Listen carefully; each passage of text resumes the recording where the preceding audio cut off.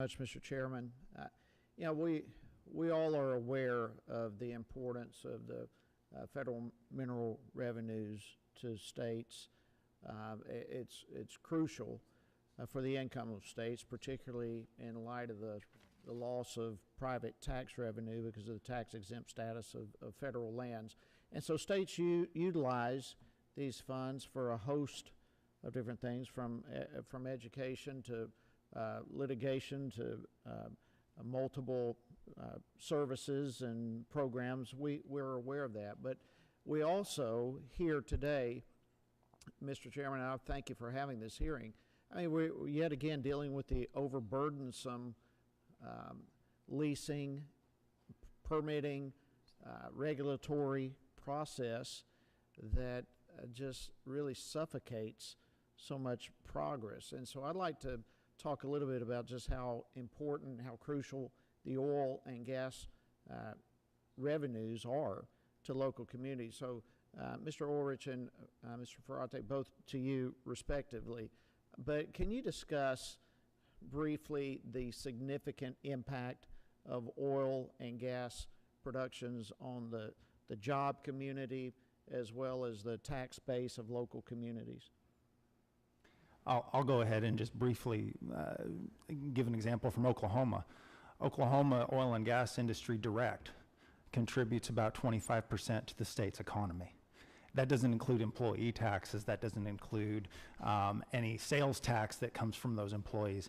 There's a significant impact on Oklahoma from the oil and gas industry, in large part because we have some important companies based in Oklahoma City and Tulsa.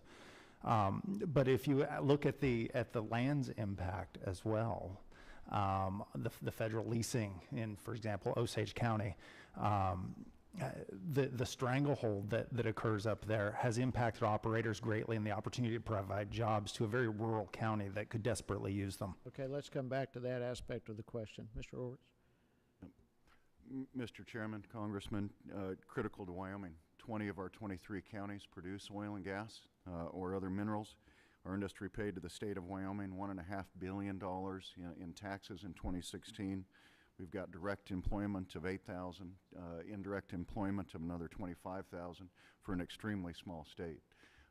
Speaking directly for Sublette County, where I live, we rise and fall on the state of federal decisions in the oil and gas industry. All right, so rise and fall, that's a pretty strong statement, and 25% from Oklahoma as well, that would be a rise or fall type scenario too if that amount of revenue is lost.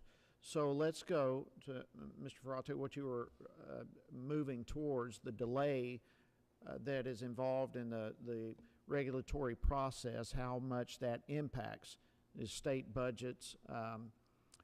So hit on that, just how significant of a problem are the delays? Well, let me talk about that from a regulation perspective.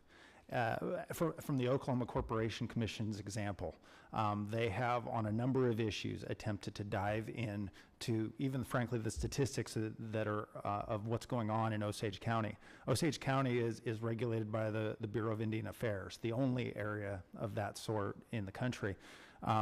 And the Corporation Commission can't even get the data out of what's going on BIA so that we can show a full picture. When you look at a map of Oklahoma production, that is literally a black hole. And I think that I can speak from my experience of the Corporation Commission to know we don't know what's going on there. So a scale of 1 to 10, 10 being the worst, how serious is the regulatory delays? I think that varies, but I would say that even some of these very small producers that produce in Osage County would consider it a 10 in some instances. Okay. Mr. Ulrich.